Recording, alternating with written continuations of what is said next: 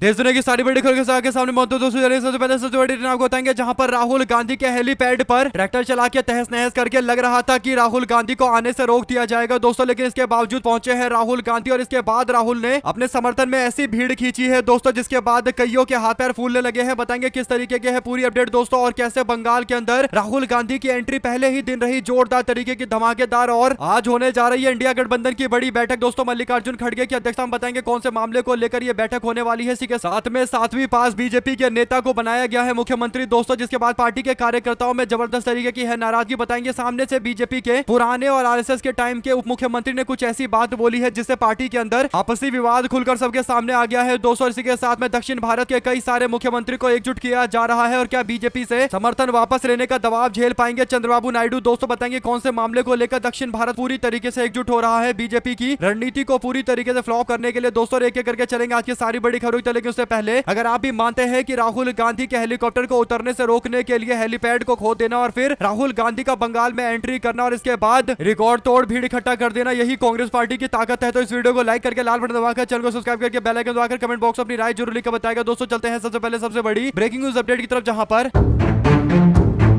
23 तारीख और 29 तारीख को होने जा रहे पश्चिम बंगाल के विधानसभा चुनाव को लेकर कांग्रेस पार्टी केवल एक छोटी सी रणनीति पर काम कर रही है दोस्तों। कांग्रेस पार्टी केवल 3 जिलों के 20 सीट पर अच्छे से चुनाव लड़ रही है दोस्तों, यानी जो कांग्रेस पार्टी का गढ़ है, चाहे मुर्शिदाबाद हो या फिर मालदा जिला हो या फिर उत्तर दिनाजपुर हो, कांग्रेस पार्टी का पूरी तरीके से ध्यान इन्हीं 3 जिलों के अंदर है दोस्तों। इसके अलावा राहुल गांधी और कांग्रेस पार्टी के वरिष्ठ नेता कहीं ज्यादा प्रचार नहीं करेंगे, यानी बंगाल का चुनाव अब खत्म होने को है और 23 तारीख को वोट डाले जाएंगे दोस्तों। और कांग्रेस पार्टी का एक भी बड़ा स्टार प्रचारक आज तक बंगाल में प्रचार करने नहीं गया, यानी तृणमूल कांग्रेस से कांग्रेस पार्टी को कोई बैर नहीं है, और कांग्रेस चाहती है कि तृणमूल कांग्रेस राज्य के अंदर सरकार बनाए, लेकिन कांग्रेस केवल 3 जिलों के अंदर अपना दबदबा दिखाना चाहती है दोस्तों, क्योंकि पार्टी यहां पर हमेशा से मजबूत रही है। लेकिन ये 3 ऐसे जिले हैं जहां पर प्रचार करने के लिए भी राहुल गांधी को रोकने की बड़ी साजिश की गई दोस्तों। रायगंज में राहुल गांधी की रैली होने वाली थी, उससे पहले राहुल गांधी के हेलीकॉप्टर जहां पर उतरने वाला था, यानी हेलीपैड जो बना हुआ था दोस्तों, उस हेलीपैड को रातों रात उखाड़ दिया जाता है। बाद में पता चलता है कि तृणमूल कांग्रेस के कार्यकर्ताओं ने जानबूझकर ऐसा किया ताकि राहुल गांधी का हेलीकॉप्टर ना उतर पाए और राहुल गांधी मुर्शिदाबाद, मालदा और उत्तर दिनाजपुर के अंदर प्रचार नहीं कर पाए दोस्तों। जबकि कांग्रेस पार्टी का फोकस केवल 3 ये जिले थे, ऐसे में राहुल गांधी ने फैसला लिया कि वो आएंगे जरूर, और फिर राहुल गांधी रैली करने के लिए पश्चिम बंगाल पहुंचते हैं दोस्तों। और पश्चिम बंगाल के अंदर राहुल गांधी की पहली रैली उत्तर दिनाजपुर जिले के रायगंज के अंदर होती है दोस्तों, और जहां पर हेलीपैड तोड़ा गया था वहीं पर दोबारा से कांग्रेस पार्टी के कार्यकर्ताओं ने खुद से हेलीपैड बनाया, और उसके बाद राहुल गांधी का हेलीकॉप्टर उतरता है दोस्तों। हेलीकॉप्टर उतरने के बाद राहुल गांधी प्रचार करने के लिए रायगंज उत्तर दिनाजपुर जिला जैसे ही पहुंचते हैं, वहां पर राहुल गांधी ने एक के बाद एक टीएमसी पर निशाना साधना शुरू कर दिया दोस्तों। राहुल गांधी ने कहा कि पश्चिम बंगाल में हम हिंसा और अपराध की बातें करते हैं, आरजीकर मेडिकल कॉलेज में हुए दुष्कर्म का मामला उठाते हुए उन्होंने टीएमसी के गुंडे जो करना चाहते हैं बंगाल में वो करते हैं, और कांग्रेस पार्टी के कार्यकर्ताओं को भी मारते हैं। उन्होंने कांग्रेस पार्टी के नेता तपन कुंडू का नाम लिया, जिनको तृणमूल कांग्रेस के गुंडों ने मारा था। राहुल गांधी ने कहा कि बीजेपी और टीएमसी के नेता हिंसा का प्रयोग करते हैं, और राहुल गांधी टीएमसी के लोग नहीं बल्कि टीएमसी के गुंडे बोलकर संबोधित कर रहे थे दोस्तों। यानी कांग्रेस पार्टी के नेता राहुल गांधी तृणमूल कांग्रेस को लेकर काफी एग्रेसिव है, और इसका सबसे बड़ा कारण यह है कि राहुल गांधी को रोकने की कोशिश की गई। और दूसरा, अडानी के मामले पर जब राहुल गांधी बोल रहे थे तो टीएमसी चुप्पी साध कर बैठी हुई थी, लेकिन फिर भी राहुल गांधी इंडिया गठबंधन को कमजोर नहीं करना चाहते, और इसीलिए आप देखेंगे तो राहुल गांधी और कांग्रेस पार्टी केवल 3 जिलों के अंदर मजबूती से चुनाव लड़ रही है दोस्तों। उसमें अगर आप देखेंगे तो मालदा के अंदर गनी खान परिवार का दबदबा है जो कांग्रेस पार्टी के नेता थे, और ऐसे में राहुल गांधी मालदा के अंदर प्रचार करने के लिए पहुंचे हैं दोस्तों। और बाकी मुर्शिदाबाद जिले के कई बार सांसद रहे हैं अधीर रंजन चौधरी दोस्तों, और अधीर रंजन चौधरी यहाँ की सारी सीटों पर दबदबा रखते हैं, और ऐसे में उनकी रैली में भीड़ भी जुट रही है। तो कांग्रेस पार्टी ने यहाँ भी जोर शोर से प्रचार करने का फैसला लिया है, जिसका असर बड़े स्तर पर देखने को मिल रहा है। लेकिन टीएमसी वालों ने बड़ी गलती कर दी कि राहुल गांधी का हेलीपैड उखाड़ने की कोशिश की, जिसके बाद राहुल गांधी मैदान में कूदे हैं। अगर आप भी मानते हैं कि टीएमसी वाले को इस मामले पर पहले माफी मांगनी चाहिए तो अपनी राय जरूर लिखकर बताएगा। चलते हैं एक और बड़ी अपडेट तो दोस्तों, जहां पर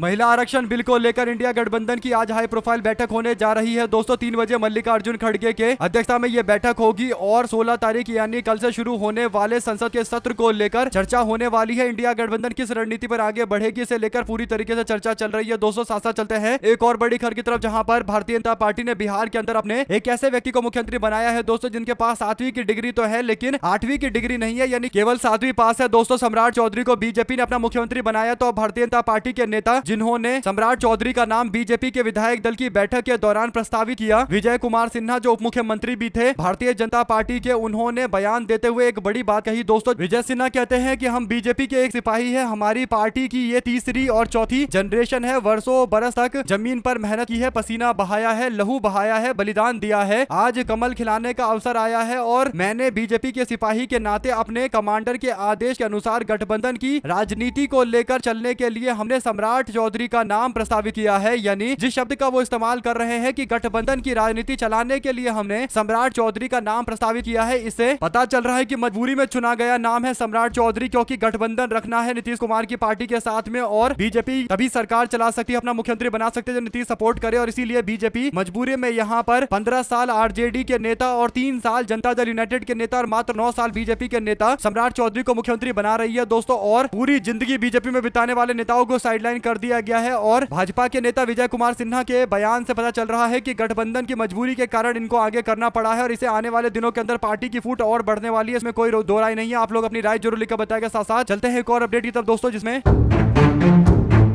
बंगाल में काफी तेजी के साथ में चुनाव प्रचार चल रहा है। पश्चिम बंगाल में नरेंद्र मोदी से लेकर अमित शाह, राहुल गांधी, ममता बनर्जी ताबड़तोड़ रैलियों का दौर शुरू कर रहे हैं और बंगाल के अंदर जगह जगह पर टीएमसी और बीजेपी के कार्यकर्ताओं में झड़प देखने को मिल रही है दोस्तों, जिसमें कई लोगों को चोट आ रही है। कई सारे सुरक्षा बल और स्थानीय पुलिस को भी मामले पर हस्तक्षेप करना पड़ रहा है। दरअसल ढापा इलाके में कार्यकर्ताओं में झड़प की तस्वीरें सामने आई है दोस्तों। आपको बता दें कि ये जो अपडेट है वो ये कि एंटाली से बीजेपी प्रत्याशी प्रियंका तिब्रेवाल कोलकाता नगर निगम के वार्ड 58 में चुनाव प्रचार कर रही थी। लाउड स्पीकर पर गाने बजाने को लेकर शुरू हुआ विवाद हाथापाई में तब्दील हो गया। यानी कोई ऐसा इलाका नहीं है जहां पर टीएमसी और बीजेपी के कार्यकर्ता आपस में भिड़ नहीं रहे दोस्तों, एक दूसरे से मारपीट नहीं कर रहे। और ये अपडेट खुलकर सामने आ रही है बार बार बंगाल से जुड़ी हुई हाथापाई की। साथ साथ चलते हैं एक और अपडेट की तरफ दोस्तों, जिसमें बंगाल से सटे राज्य त्रिपुरा के अंदर भारतीय जनता पार्टी की सहयोगी पार्टी त्रिपुरा मोथा पार्टी पर बीजेपी आरोप लगा रही है कि उसके कार्यकर्ताओं के साथ में टीटीएडीसी के चुनाव में जमकर मारपीट की जा रही है, हाथापाई की जा रही है। यानी अपने सहयोगी पर ही बीजेपी चुनाव में हाथापाई करने का आरोप लगा रही है, मारपीट करने का आरोप लगा रही है। दरअसल दोस्तों Tripura tribal area autonomous district council के चुनाव हो रहे हैं, जिसे किसी भी हालत में त्रिपुरा मोथा पार्टी जीतना चाहती है। जो बीजेपी की सहयोगी है उसने 28 के 28 सीटों पर उम्मीदवार उतार दिए। ऐसे ही बीजेपी ने 28 उम्मीदवार उतार दिया। दोनों में जमकर एक दूसरे को पीटने का ट्रेंड देखने को मिल रहा है और एक दूसरे पर ब्लेम गेम चल रहा है। इससे पता चलता है कि हिंसा की राजनीति में बीजेपी और उसके सहयोगी कितने आगे हैं दोस्तों। साथ साथ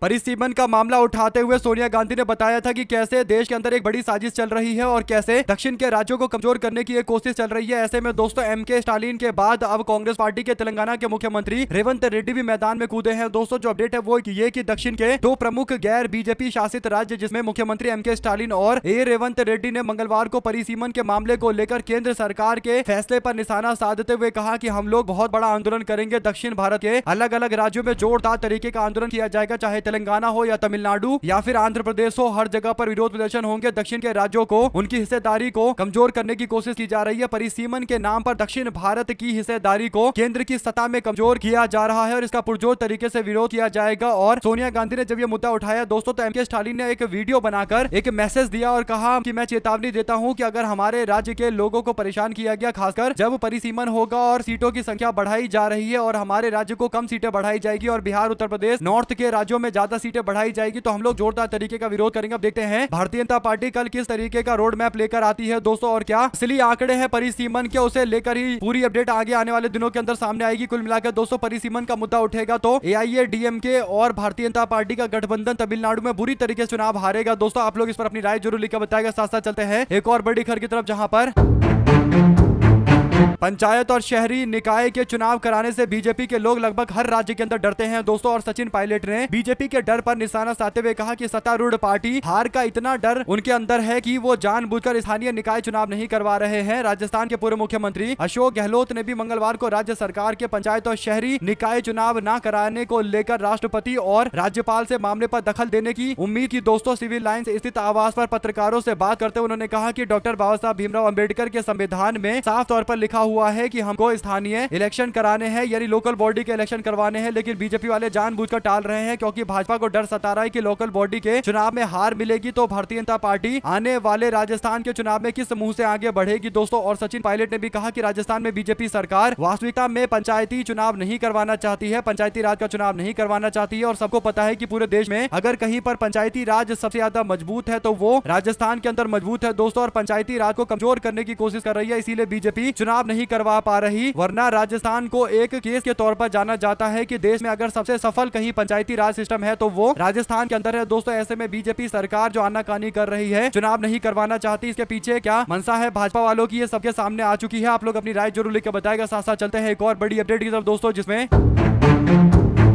भारतीय जनता पार्टी के नेता पश्चिम बंगाल के नेता खुलकर आम जनता को और मुस्लिम समाज के लोगों को धमकी देते नजर आए दोस्तों। ये अपडेट है पश्चिम बंगाल के चुनावी माहौल से जुड़ी हुई, जहां पर बयानबाजी करते करते बीजेपी के नेता इतने आगे निकल गए कि सारी लिमिट, सारी मर्यादाएं पार कर डाली गई। दरअसल दोस्तों नंदीग्राम से चुनावी मैदान में उतरे हुए बीजेपी के नेता शुभेंदु अधिकारी, और शुभेंदु अधिकारी ने नंदीग्राम के अंदर प्रचार के दौरान एक बड़ी बात बोली और विवादित बात बोली दोस्तों। शुभेंदु अधिकारी ने कहा कि नंदीग्राम के हजारों लोग गुजरात, महाराष्ट्र और उड़ीसा में काम करने के लिए जाते हैं। इन सभी राज्य के अंदर भारतीय जनता पार्टी की सरकार है, और खास तौर पर वो कहते हैं कि मुस्लिम मजदूर का जिक्र करते हुए कि मुस्लिम समुदाय के लोग जो मजदूरी करने के लिए भाजपा शासित राज्यों में जाते हैं वो यहाँ पर गलती नहीं कर सकते, चुनाव के बाद उनके राज्यों में लौटने का काम करना होगा। यानी अगर वे लोग यहाँ पर आकर कुछ गलती करते हैं, नंदीग्राम में एक तरीके से इशारों में बोल रहे हैं कि अगर भाजपा को हराने की कोशिश की गई तो फिर ये सारे लोग मजदूरी करने के लिए लौटेंगे। तो भाजपा शासित राज्य तो इनडायरेक्ट तरीके से धमकी दे रहे हैं दोस्तों की भाजपा शासित राज्य के अंदर ऐसे लोगों के साथ में दुर्व्यवहार हो सकता है। 30,000 लोग काम करने के लिए दूसरे राज्यों में जाते हैं, और बीजेपी के नेता की इस धमकी को लेकर चुनाव आयोग ने अब तक कोई एक्शन नहीं लिया है। टीएमसी ने चुनाव आयोग से शिकायत करवाई, और नंदीग्राम से पार्टी के उम्मीदवार पवित्र कर ने कहा कि अधिकारी की राजनीति केवल धमकाने और डराने के इर्द गिर्द है। उन्होंने कहा कि जनप्रतिनिधि का कर्तव्य होता है कि उसके क्षेत्र के लोगों के साथ वो शांति बनाकर आगे बढ़े, लेकिन शुभेंदु अधिकारी नंदीग्राम के लोगों को डरा रहे हैं। टीएमसी के प्रवक्ता ने भी इस मुद्दे को लेकर चुनाव आयोग से अपील की कि वो कार्रवाई करे। नंदीग्राम के मतदाता सूची में 95% मुस्लिम के नाम हटे हैं दोस्तों, मुस्लिम समाज के नाम हटे हैं। इसी बीच कोलकाता स्थित पब्लिक पॉलिसी रिसर्च संगठन की ओर से यह बड़ा दावा आया है सामने, और जो बच्चे कुछ मुस्लिम मतदाता है उनको खुलेआम धमकी बीजेपी के नेता दे रहे हैं। चुनाव आयोग आंख बंद करके कब तक इस पर बैठ सकता है, ये बड़ा सवाल है दोस्तों। साथ साथ मध्य प्रदेश में राज्यसभा की 3 सीटों के लिए मई और जून में चुनाव हो सकते हैं दोस्तों। राज्य में हाल ही में हुई राजनीतिक गतिविधियों ने विपक्षी कांग्रेस पार्टी की मुश्किलें बढ़ा दी है। ऐसा इसलिए दोस्तों क्योंकि कांग्रेस पार्टी के श्योपुर के विधायक मुकेश मल्होत्रा की विधायकी रद्द कर दी गई थी, और दतिया के विधायक राजेंद्र भारती को 3 साल की सजा सुनाई गई, जिस कारण से उनकी सीट को भी खाली करवा दिया गया। यानी राज्यसभा के होने वाले चुनाव से पहले जिस तरीके से एक के बाद एक सीट पर कांग्रेस पार्टी को हटाया जा रहा है, कांग्रेस की सीट खाली की जा रही है, ये काफी ज्यादा सोच विचार करने वाली बात है। ऐसे में कांग्रेस पार्टी के कितने विधायक मध्य प्रदेश में बचे हुए हैं दोस्तों, उसे लेकर जो आंकड़े हैं वो ये कि पहले 65 हुआ करते थे, लेकिन अब 62 विधायक बचे हुए हैं, और कांग्रेस पार्टी को राज्यसभा की सीट जीतने के लिए 58 विधायकों का समर्थन चाहिए। ऐसे में पार्टी कई सारे नाम आगे कर सकती है। इसमें जो नाम सबसे प्रमुख है दोस्तों वो कमलनाथ का नाम है। दिग्विजय सिंह तीसरी बार राज्यसभा जाने से मना कर रहे हैं, तो ऐसे में कमलनाथ को अगर कांग्रेस पार्टी राज्यसभा का उम्मीदवार बनाती है तो पार्टी आराम से यहाँ पर सीट जीत सकती है। लेकिन कमलनाथ को क्या पार्टी को आगे करना चाहिए या किसी नए चेहरे की ओर देखना चाहिए, और अगर कोई नया चेहरा चुनेंगे तो क्या उनको विधायक सपोर्ट करेंगे, क्योंकि कई सारे विधायकों पर बीजेपी डेरा डालकर रहेगी और मध्य प्रदेश में भारतीय जनता पार्टी की सरकार है दोस्तों, तो पूरे तंत्र का इस्तेमाल बीजेपी करेगी, जैसे तैसे अपने साथ में लाने के लिए पूरा प्रयास करेगी, और कहीं ना कहीं विधायकों को तोड़ने के लिए सारे तरीके अपनाए जाएंगे। आप लोग इस पूरे मामले अपनी राय जरूर लिखकर बताएगा, और ज्यादा से ज्यादा वीडियो को शेयर कीजिएगा दोस्तों। साथ साथ चलते हैं एक और बड़ी खबर की तरफ, जिसमें जयपुर के अंदर यूडीएच मंत्री झाबर सिंह खर्रा ने विशेष गहन पुनर्निरीक्षण यानी एसआईआर की वैधानिकता पर सवाल उठा दिए दोस्तों। प्रदेश के अंदर 309 नगरीय निकायों में चुनाव कराने को लेकर राजस्थान हाईकोर्ट की समय सीमा के बीच में अब राज्य सरकार ने राहत की मांग की है दोस्तों। सरकार ने हाईकोर्ट में आवेदन दाखिल करते हुए चुनाव कराने के लिए 3 महीने का और समय मांगा है, टाइम मांगा है। उन्होंने अपने आवेदन में कहा है कि ओबीसी आरक्षण लागू करने को लेकर जो प्रक्रिया चल रही है वो अभी अधूरी है, और ये जब पूरी होगी तब जाकर ही वोट कराए जाएंगे। सवाल यह है कि भाजपा के लोग चाहे उत्तर प्रदेश हो या महाराष्ट्र हो या फिर यहाँ पर राजस्थान हो, हर जगह केवल यही बोलते हैं कि ओबीसी समाज के रिजर्वेशन को लेकर इन सीटों पर किन सीटों पर रिजर्वेशन होगा ये चर्चा करने के लिए पूरी प्रक्रिया चल रही है, और ये प्रक्रिया पूरी नहीं होगी तो चुनाव नहीं होगा। यानी चुनाव को टालने का केवल एक ही कारण हर जगह नजर आता है दोस्तों, केवल बोला जाता है कि ओबीसी रिजर्वेशन की जो सीटें हैं उसकी प्रक्रिया चल रही है। ऐसे में अगर आप भी मानते हैं कि केवल ये बहानेबाजियां हैं, और हाईकोर्ट ने नगरीय निकाय चुनाव कराने के लिए 15 अप्रैल 2026 तक की डेडलाइन रखी थी, लेकिन बीजेपी की सरकार कह रही है कि इसको 3 महीने और बढ़ाया जाना चाहिए और साफ तौर पर बीजेपी सरकार की मानसिकता कहीं ना कहीं चुनाव को टालने की है। दोस्तों, यूडीएच मंत्री झावर सिंह खर्रा ने बताया कि सर्वोच्च न्यायालय के सुप्रीम कोर्ट के निर्देश के मुताबिक नगरीय निकाय चुनाव में ओबीसी आरक्षण लागू करने से पहले हम लोग ट्रिपल टेस्ट प्रक्रिया अपनाना चाहते हैं, जिसके तहत राज्य के पिछड़ा वर्ग को सटीक आंकड़े पेश करने थे, लेकिन आयोग ने अब तक प्रक्रिया पूरी नहीं की है और ऐसे में बिना आंकड़ों के ओबीसी को राजनीतिक आरक्षण देना संभव नहीं है, जो चुनाव में एक बड़ी कानूनी अड़चन बनेगी। आप लोग इस पर क्या राय देना चाहते हैं, क्या कुछ कहना चाहते हैं दोस्तों, लिखकर जरूर बताएगा। साथ साथ चलते हैं एक और बिग न्यूज अपडेट की तरफ, जहां पर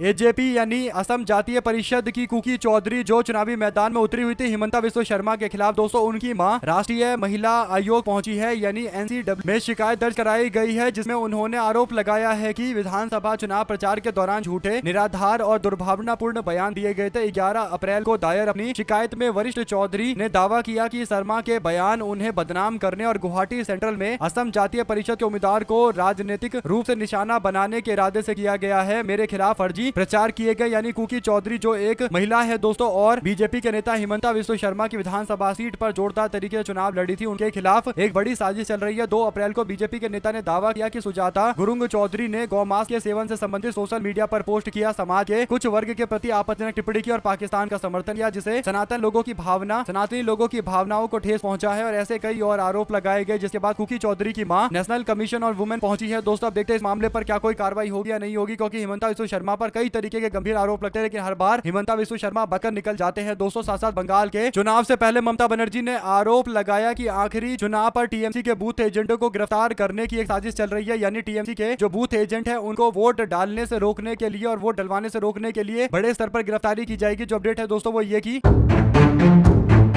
पश्चिम बंगाल के मेदिनीपुर जिले के पिंगला के अंदर एक चुनावी रैली को संबोधित करते हुए सीएम ममता बनर्जी ने तृणमूल कांग्रेस के बूथ एजेंटों को गिरफ्तार करने के आदेश को लेकर एक दावा किया। उन्होंने कहा कि हमारे पोलिंग बूथ के जो एजेंट है उनको रातों रात गिरफ्तार करने की एक बड़ी साजिश चल रही है। आदेश इसलिए दिया गया है ताकि वे पोलिंग बूथ पर बैठ ना सके और इसलिए आपको विकल्प तैयार रखने चाहिए। अगर किसी एक बूथ एजेंट को गिरफ्तार किया जाता है तो उसकी जगह पर दूसरे व्यक्ति को तुरंत काम पर लगा देना है। अगर जरूरत पड़ेगी तो आपके परिवार की महिला सदस्यों को बूथ एजेंट के तौर पर भूमिका निभाने के लिए बोलिए। ममता बनर्जी ने कहा कि जिन मतदाताओं के नाम मतदाता सूची से हटाए गए उनके नामों को दोबारा सूची में शामिल कराने के लिए हर संभव हम लोग प्रयास कर रहे हैं, लेकिन ये लोग बूथ एजेंटों के खिलाफ भी बड़ी कार्रवाई की एक बड़ी साजिश रच रहे हैं और हो सकता है कि चुनाव जिस दिन हो दोस्तों उसके एक रात पहले कई सारे बूथ एजेंटों को गिरफ्तार कर लिया जाए। अगर 5-6 घंटे भी हिरासत में रख लिया गया तो इसे वोट बड़े स्तर पर टीएमसी के खिलाफ प्रभावित होंगे। आप लोग अपनी राय जरूर लिखकर बताएगा दोस्तों। साथ साथ चलते हैं एक और बड़ी अपडेट की तरफ, जहां पर मणिपुर के बीजेपी के विधायक ने केंद्रीय गृह मंत्री अमित शाह को पत्र लिखकर 7 अप्रैल को हुए बम हमले में 2 लोगों की हत्या की एनआईए द्वारा समयबद्ध जांच कराने की मांग की। दोस्तों विधायक राजकुमार इमो सिंह ने पत्र में म्यांमार की सीमा से लगे राज्य में राष्ट्रीय जनगणना से पहले उठाए जाने वाले कुछ कदमों का सुझाव दिया है दोस्तों, और जो जातीय हिंसा से उभर रहा है। राज्य की राजधानी इम्फाल में लगभग 50 किलोमीटर दूर बिशनपुर जिले के अंदर टोंगला गाँव के अंदर एक घर में रात को सोते समय बम हमले में 5 वर्षीय लड़के और उसकी 5 महीने की बच्ची की मौत हो गई। राज्य की राजधानी इम्फाल घाटी के अंदर सगोल बंद विधानसभा क्षेत्र के अंदर प्रतिनिधित्व करने वाले इमो सिंह ने 2 पन्नों के पत्र में कहा कि राष्ट्रीय जांच एजेंसी एनआईए पहले ही इस मामले में अपने हाथ उठा चुकी है और अब आगे जो आवश्यक होगा आतंकवादी संगठन पर व्यापक कार्रवाई करने के लिए आगे कदम उठाया जाएगा। कुल मिलाकर मणिपुर के अंदर भारतीय जनता पार्टी के लोग चाह रहे हैं कि उनको बीजेपी की सरकार आश्वासन दे, क्योंकि बार बार हिंसा देखने को मिल रही है दोस्तों। साथ पश्चिम बंगाल के विधानसभा चुनाव के बीच में एक विवाद सामने आया है दोस्तों, जिसने सियासी माहौल को गरमा दिया है। कोलकाता के न्यू टाउन इलाके के अंदर तृणमूल कांग्रेस की एक रैली में 3 नाइजीरियन नागरिकों की मौजूदगी का वीडियो सोशल मीडिया पर वायरल होने लगा। बीजेपी ने इसे विदेशी दखल करार दिया दोस्तों, और बीजेपी के उम्मीदवार तरुण ज्योति तिवारी ने कहा इस वीडियो में विदेशी नागरिक पार्टी के पोस्टर और बैज के साथ नारे लगा रहे हैं। इसके बाद बीजेपी के नेता अमित मालवीय ने चुनाव आयोग से इस पूरे मामले पर कार्रवाई करने के लिए बोला और इनका वीजा रद्द करके आगे बढ़ने के लिए बोला जा रहा है। इनको देश से बाहर निकालने के लिए बोला जा रहा है। टीएमसी के प्रचार में विदेशी दखल को लेकर भाजपा दावा कर रही है दोस्तों। साथ साथ स्थानीय निकाय चुनाव की तैयारी के लिए हरियाणा कांग्रेस पूरी तरीके से जुट रही है, क्योंकि 10 मई को वोट डाले जाएंगे और चुनाव का शेड्यूल घोषित करने के साथ ही अब राजनीतिक दलों की तैयारियां शुरू हो गई है। और हरियाणा में जिस तरीके से पार्टी को आगे बढ़ना है, ये जरूरी है कि कांग्रेस पार्टी स्थानीय निकाय चुनाव में अपना दबदबा दिखाए। अगर पार्टी स्थानीय निकाय चुनाव मजबूती के साथ लड़ती है तो राहुल गांधी ने जो हरियाणा को लेकर एक विजन रखा है वो विजन सफल होता हुआ नजर आएगा, वरना आगे आने वाले दिनों में में दिक्कतें और ज्यादा बढ़ने वाली है दोस्तों, क्योंकि हरियाणा के अंदर पिछली बार कांग्रेस पार्टी जीता हुआ चुनाव हारी है। तो इस बार स्थानीय निकाय चुनाव में कम से कम पार्टी को दबदबा दिखाना पड़ेगा और एक तरफा चुनाव स्वीप करना पड़ेगा, तब जाकर पार्टी की मजबूती को लेकर चर्चाएं होगी दोस्तों। वरना तो कांग्रेस पार्टी को हरियाणा में कमजोर करने के लिए कई तरीके के षड्यंत्र अपनाए जाते हैं। हालांकि राज्यसभा चुनाव में कांग्रेस पार्टी की एकजुटता ने बताया कि पार्टी मजबूती से लड़ रही है। साथ साथ दोस्तों केरल के अंदर यह बात लगभग तय है कि यूडीएफ गठबंधन एक अच्छे खासे समर्थन के साथ सरकार में वापसी कर सकता है और कुछ लोगों के नाम आगे चल रहे हैं जिनको मुख्यमंत्री बनाया जा सकता है दोस्तों। ऐसे में जो चर्चाएं हैं वो ये की कांग्रेस के मुख्यमंत्री पद के उम्मीदवार को लेकर वीडी सतीशन का नाम आगे चल रहा है, क्योंकि वो नेता विपक्ष है और उन्होंने अच्छी नेता विपक्ष की भूमिका निभाई और कहीं ना कहीं जो लेफ्ट गठबंधन के मुख्यमंत्री थे दोस्तों पिनरे विजयन, उनको अलग अलग लेवल पर इन्होंने चुनौती दी थी। इसके साथ में कांग्रेस वर्किंग कमेटी के मेंबर रमेश चेन्नीथला जो 69 साल के हैं, उनकी दावेदारी बनती है, लेकिन 69 साल के हैं यानी उम्र ज्यादा है तो शायद इनका नाम आगे नहीं किया जाए। और तीसरा नाम एआईसीसी के जनरल सेक्रेटरी ऑर्गेनाइजेशन केसी वेणुगोपाल का है जो मात्र 63 साल के हैं, यानी अगर राजनीतिक एज की बात करें तो इनके पास कम से कम 15 साल है अभी सरकार चलाने का। तो शायद कांग्रेस पार्टी इनको आगे करके 15 साल की राजनीति कर सकती है। वेणुगोपाल लोकसभा के मेंबर है अल्लापुजा से और कांग्रेस पार्टी के नेता राहुल गांधी के करीबी हैं दोस्तों। ऐसे में यूडीएफ और कांग्रेस पार्टी गठबंधन आगे क्या तय करेगा ये तो देखने वाली बात हो गई, लेकिन कांग्रेस पार्टी की ओर से ये 3 नेता हैं जिनके नाम पर सबसे ज्यादा चर्चा है। साथ साथ दोस्तों उत्तर प्रदेश के हरदोई के अंदर अंबेडकर जयंती के उपलक्ष्य में गांधी मैदान में कार्यक्रम चल रहा था। मुख्य अतिथि केंद्रीय मंत्री कमलेश पासवान और कार्यक्रम के संयोजक मिश्रिक सांसद अशोक रावत मौजूद थे। और इस बीच माइक थामकर गोपा मऊ से बीजेपी के विधायक श्याम प्रकाश ने महफिल में कुछ ऐसा बयान दे दिया दोस्तों जिससे चर्चाएं शुरू हो गई और केंद्रीय मंत्री की मौजूदगी में प्रधानमंत्री मोदी और योगी आदित्यनाथ को न केवल भगवान बता दिया बल्कि उन्होंने कहा कि पत्थर पूजना छोड़ देने की अपील की और कहा कि माइक थामते हुए कि साफ शब्दों में कि पत्थरों को पूजना छोड़िए, आज के असली भगवान प्रधानमंत्री मोदी और योगी आदित्यनाथ है, इनकी पूजा करिए। विधायक यही नहीं रुके और प्रधानमंत्री मोदी की शान में काफी कसीदे गढ़ने लगे दोस्तों, यानी जमकर बयानबाजी चल रही है। ऐसे में आप लोग की जो भी राय लिखकर जो बताया हमारे साथ लगातार जुड़े दोस्तों का बहुत बहुत धन्यवाद। देख रहे थे आपका चैनल जय हिंद जय भारत। वीडियो को शेयर किया बहुत धन्यवाद।